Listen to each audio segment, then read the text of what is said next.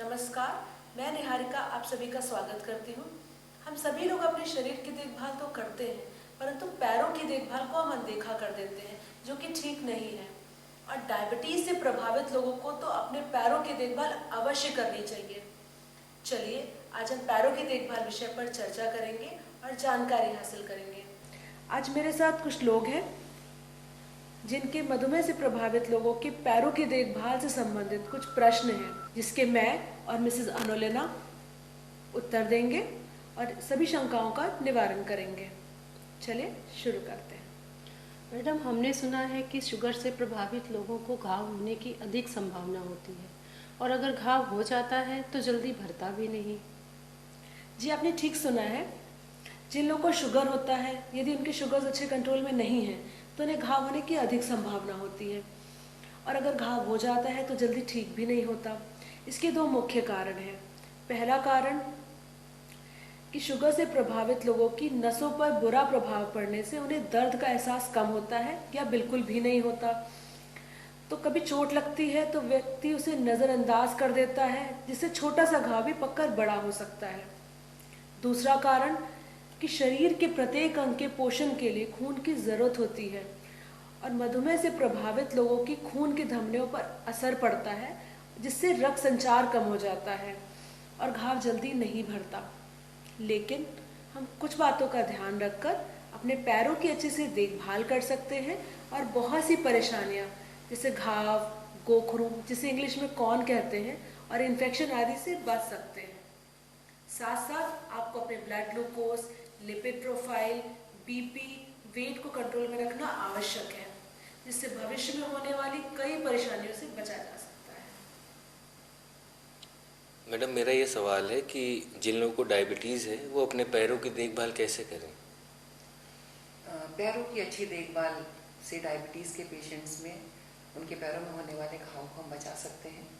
इसके लिए सुबह और शाम मरीज़ को अपने पैरों को पानी और साबुन से धोना है। यदि गर्मियों का समय है तो ताज़ी पानी ले सकते हैं, और यदि जाड़ों का समय है तो गुनगुने पानी का इस्तेमाल किया जा सकता है। लेकिन गुनगुने पानी में पैर डालने से पहले उस पानी को चेक करना बहुत ज़रूरी है कि पानी बहुत तेज़ गर्म तो नहीं है। उसके लिए थोड़े से पानी को लेकर हाथ के पीछे की तरफ या कोहनी से छू करके देख सकते हैं कि पानी बहुत ज़्यादा गर्म तो नहीं, गुनगुना ही है। धुलने के बाद उसको सूती नरम कपड़े से पोंछेंगे। पैरों को ध्यान रहे रगड़ेंगे नहीं। पोंछने के पश्चात पैरों को अच्छे प्रकार से देखेंगे कि कहीं उनमें किसी प्रकार का कोई घाव तो नहीं है, तलवे में या उंगलियों के बीच में या पाँव के ऊपर। और यदि पेशेंट खुद में सक्षम नहीं हो पा रहा है तलवा देखने में, तो वो आईने की सहायता से पैरों के तलवे को देख सकता है।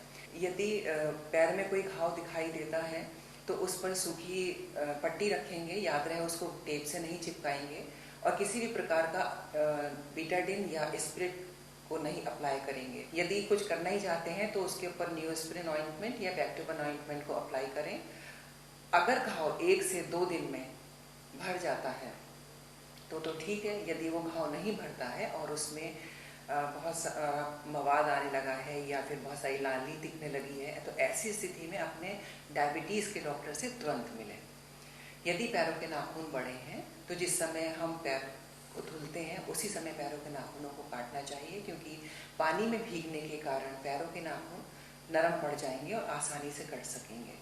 ध्यान रहे, पैरों के नाखून काटते समय उनको गोलाई में कभी भी ना काटें, क्योंकि उसके कोने चमड़ी में धंस सकते हैं और घाव को उत्पन्न कर सकते हैं। इसलिए नाखून को हमेशा सीधा काटें ताकि उसके जो कोने हैं वो ऊपर की ओर रहें और चमड़ी में ना धंसें।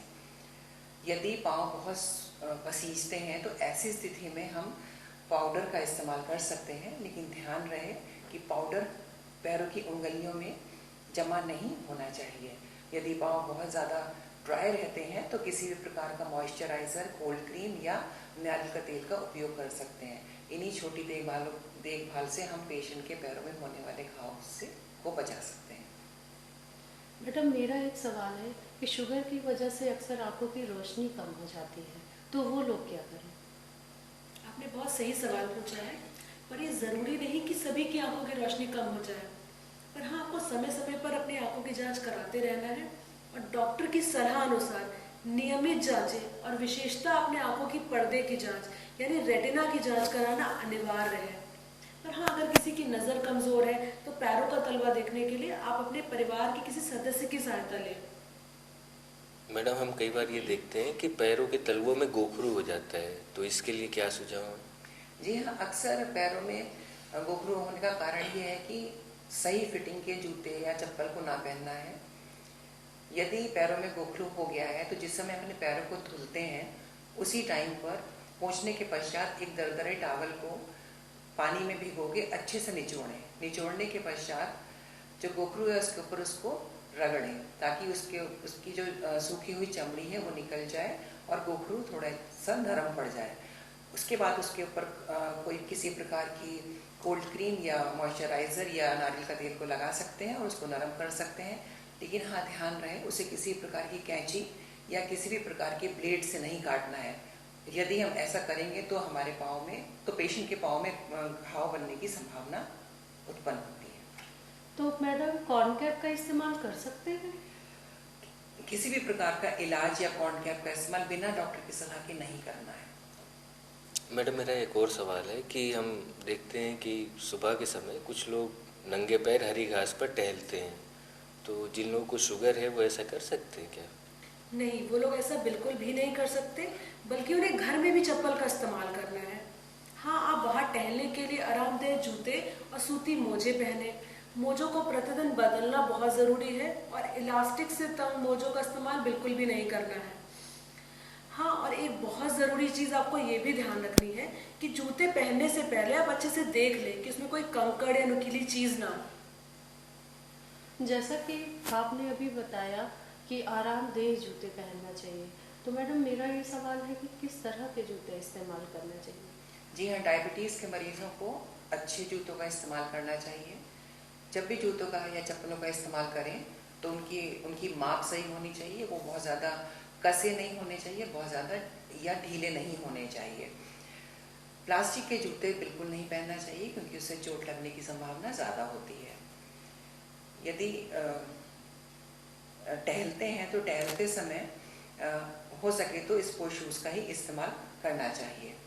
कभी भी जब भी हम जूता खरीदने जाते हैं तो सुबह के समय में जूता नहीं खरीदना चाहिए, हमेशा शाम के समय खरीदना चाहिए क्योंकि दिन भर जब हम चलते फिरते हैं तो हमारे पैरों की माप बढ़ जाती है और ये प्रत्येक व्यक्ति में स्वाभाविक है।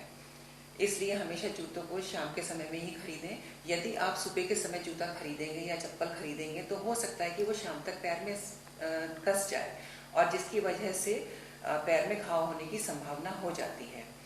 तो हमेशा ये ध्यान रखें कि जूते का खरीदने का समय जो है वो शाम का ही होना चाहिए। जब भी कभी जूता या चप्पल नया लेकर आएँ तो जैसे अक्सर हमें सुनने में आता है कि नए जूते या चप्पल ने पैर में काट लिया। काटने का मतलब कुछ नहीं है, वो एक घाव ही होता है।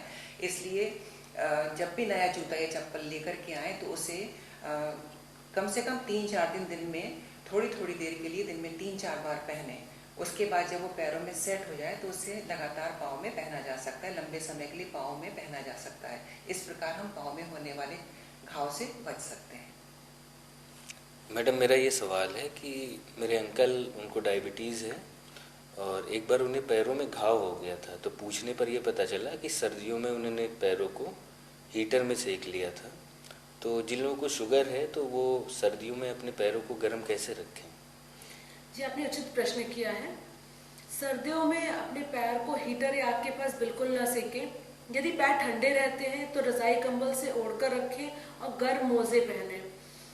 और एक बहुत ज़रूरी चीज़ ये आपको ध्यान रखनी है कि आजकल मोटरसाइकिल का इस्तेमाल तो हर कोई करता है, तो डायबिटीज़ के मरीजों को मोटरसाइकिल में बैठते समय ये ध्यान रखना है कि उनका पैर साइलेंसर से दूर रहे, क्योंकि संवेदना की कमी के कारण हो सकता है कि उन्हें पता ही ना चले कि उनका पैर साइलेंसर पे है और वो जल सकता है, जिससे एक घाव बन सकता है। मैडम, जैसा कि अभी हमने समझा कि सर्दियों में पैरों की देखभाल कैसे करनी चाहिए, तो क्या गर्मी में भी पैरों की देखभाल उतनी ही आवश्यक है? जी हाँ, आपने बहुत ही अच्छा प्रश्न पूछा है। जिस प्रकार सर्दियों में पैरों की देखभाल की आवश्यकता होती है उसी प्रकार गर्मियों में भी पैरों की देखभाल की आवश्यकता होती है। इसको मैं एक उदाहरण के साथ आपको बताना चाहूँगी। एक बार ओपीडी में एक पेशेंट को हमारे पास भेजा गया कि उसको पैरों की देखभाल के बारे में बताना है। तो जब पैरों की देखभाल के विषय में बता रहे थे तो उसके पैरों को जब देखा गया तो उसके पैरों के तलवे पूरी तरीके से जले हुए थे। पूछने पर पता चला, वो महीना जून का था, पूछने पर पता चला कि छत पर कपड़े पड़े हुए थे सूखने के लिए, उसको लेने के लिए वो छत पर चली गई और नंगे पांव चली गई। पैरों में संवेदना कम होने के कारण उनको पता ही नहीं चला कि ज़मीन कितनी गर्म है, जिसकी वजह से उनके पांव जल गए। तो हमें ये बहुत ध्यान रखना है कि गर्मी के दिनों में भी जब हम घर से बाहर निकलते हैं या सड़क पर जाते हैं, छत पर जाते हैं, तो जूते या चप्पल का उपयोग करें ताकि पैर जलने से बच सकें। आइए अब हम सभी बातों को संक्षिप्त में समझते हैं। शुगर की जांच, आंखों की पर्दे की जांच, बीपी, वेट की जांच समय समय पर कराते रहें। नंगे पैर कभी ना चले, घर में चप्पल और बाहर आरामदेह जूते पहने। सर्दियों में अपने पैर को आग या हीटर के पास ना सेकें। गर्म मोजे पहने और रजाई कंबल से ढक कर रखें। फास्ट फूड या बाहर का खाना ना खाएं। अपने वजन को नियंत्रित रखें। रोज व्यायाम करें और डॉक्टर की बताई गई सभी बातों का ध्यान रखना अनिवार्य है, जिससे डायबिटीज से होने वाले सभी कॉम्प्लिकेशन से बचा जा सकता है। और इस चर्चा में हुई सभी बातों को आपको ध्यान में रखना है, जिससे आप एक स्वस्थ जीवन जी सकते हैं। धन्यवाद।